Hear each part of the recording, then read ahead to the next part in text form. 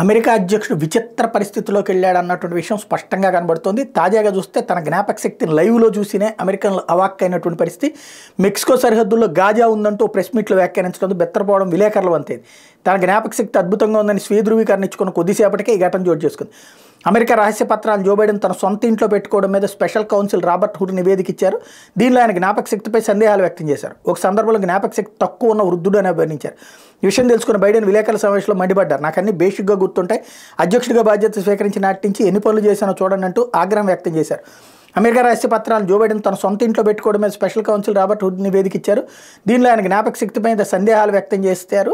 ఓ సందర్భంలో జ్ఞాపక శక్తి గురించి ఇక్కడే అదే సమయంలో గాజాకు మానవీయ సాయం పంపడం మీద బైడెన్ విలేకరులు ప్రశ్నించారు. అప్పుడు ఆయన సమాధానం చెప్తూ ఈజిప్ట్ అధ్యక్షుడు అబ్దుల్ ఫతా ఎల్సీని మెక్సికో ప్రెసిడెంట్గా పేర్కొన్నారు. మీకు ముందే తెలుసు, మెక్సికో అధ్యక్షుడు ఎల్సీని సరిహద్దులు తెరిచి మానవీయ సాయం పంపేందుకు, గాజా సరిహద్దులు పంపేందుకు నేను ఆయనతో మాట్లాడి గేట్లు తెరిపించానని చెప్పారు. దీంతో ఆయన ఏం మాట్లాడే అర్థం కాక ఇబ్బంది పడటం అన్నది విలేకరుల వంతైంది.